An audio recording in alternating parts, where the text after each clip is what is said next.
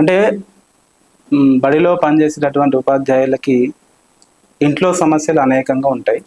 అవన్నీ కూడా స్కూల్కి వెళ్ళిన తర్వాత మర్చిపోతారు. మర్చిపోయి అంటే తల్లిదండ్రుల కంటే ఎక్కువగా తరగతిలో ఉన్నటువంటి విద్యార్థుల్ని ఏ స్వార్థం లేకుండా చూసేటటువంటి ఒక వ్యక్తి ఎవరు అంటే అది గురువు.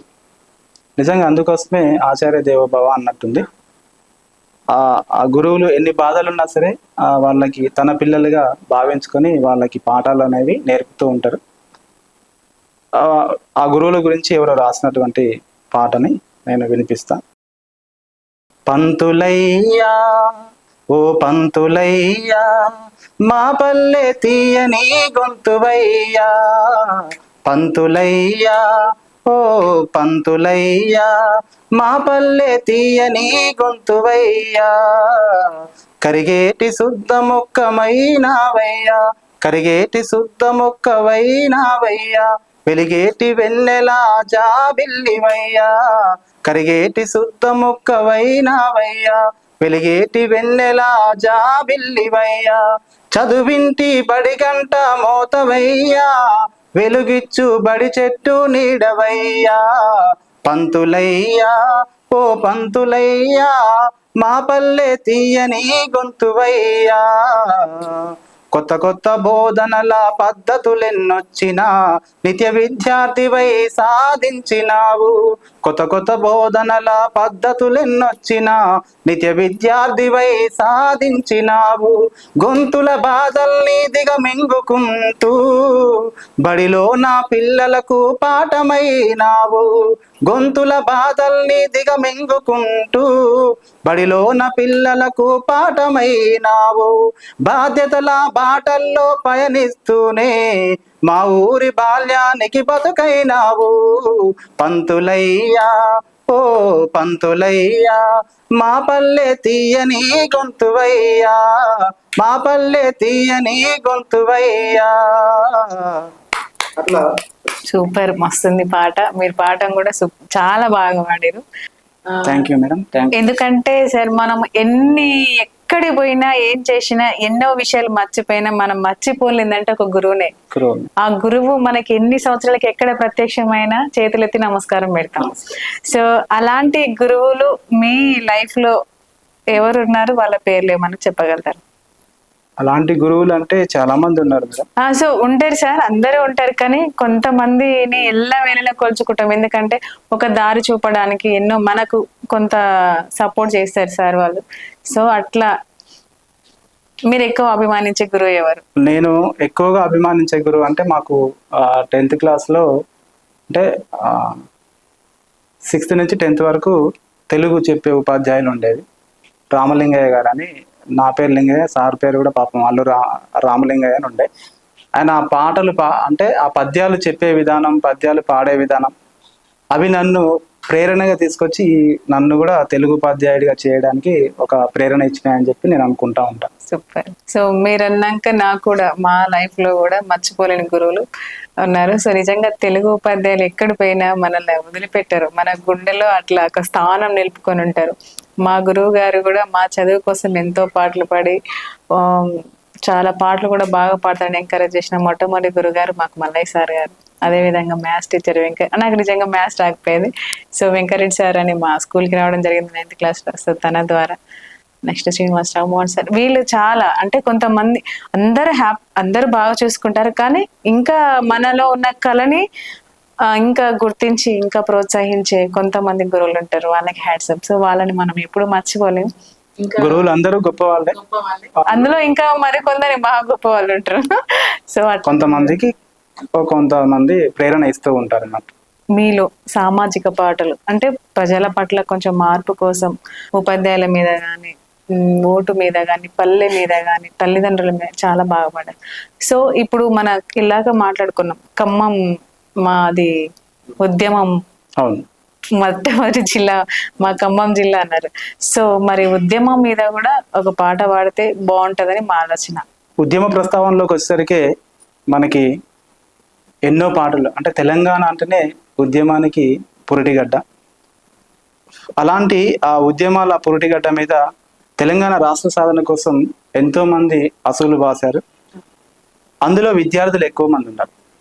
ఆ విద్యార్థులను ఉద్దేశించి ధూమ్ధాములు జరిగినా లేకపోతే తెలంగాణ ఉద్యమం ఎక్కడ జరిగినా సరే మనకు తరచూ వినపడుతూ ఉంటుంది ఒక పాట.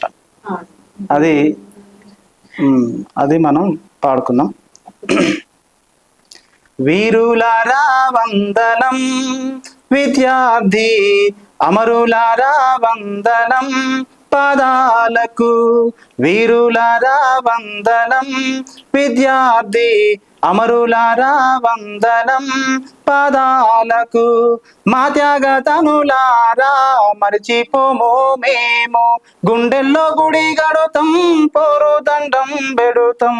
వీరులారా వందనం, విద్యార్థి అమరులారా వందనం పాదాలకు.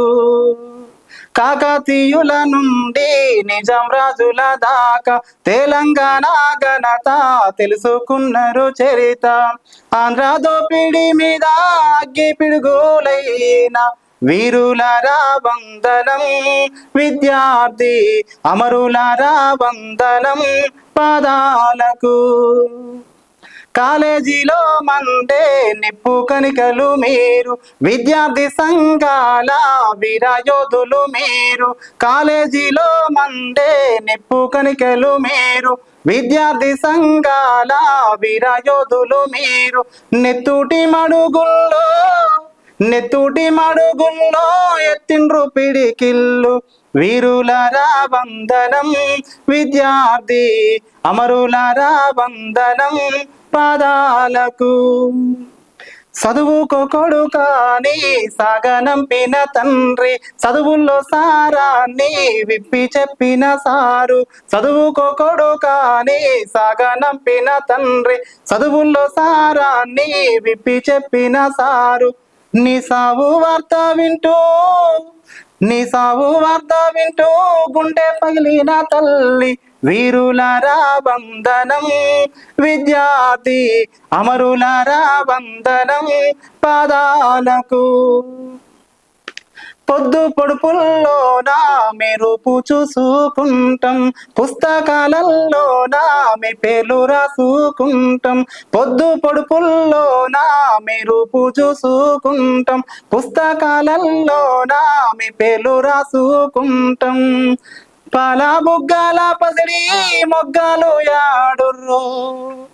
వీరులారా వందనం, విద్యార్థి అమరులారా వందనం పాదాలకు.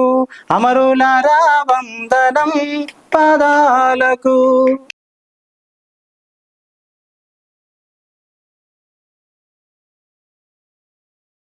దరు అంజన్న ఎల్లన్న రాసింది పాటని.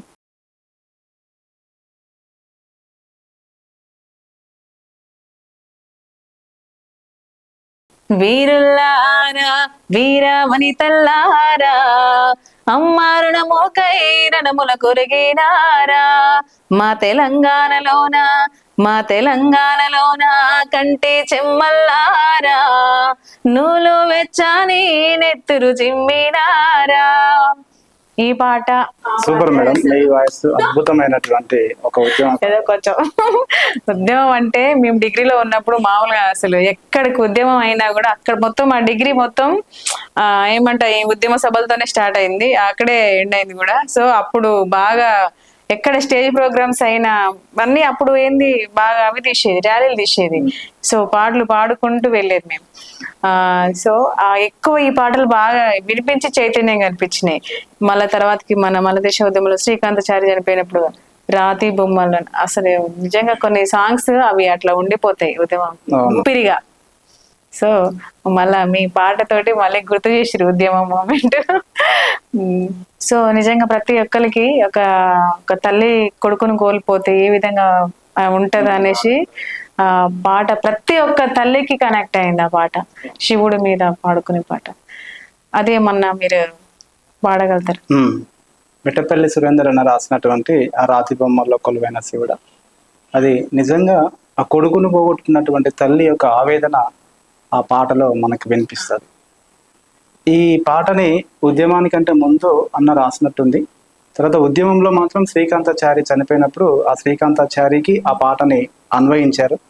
ఆయనకి అంకితం చేశారు. అప్పుడు ఇంకా ఈ పాటలో ఉన్నటువంటి గొప్పతనం కానీ ఈ పాట యొక్క ఆవశ్యకత కానీ అప్పుడు బాగా బయటకు వచ్చింది. ఓకే. అయితే ఇప్పుడు ఈ రాజబొమ్మలో కొలువైన శివుడు అనే పాటని మనం వినిపించే ప్రయత్నం చేద్దాం. అంటే మెట్టపల్లి సురేందర్ అన్న రాసినటువంటి మొదటి శ్రీకాంతచారికి కాకుండా ముందు రాసిన పాట మీకు ఐడియా ఆ పాటనే శ్రీకాంతచారికి అంటే పేరు మార్చారు అన్న.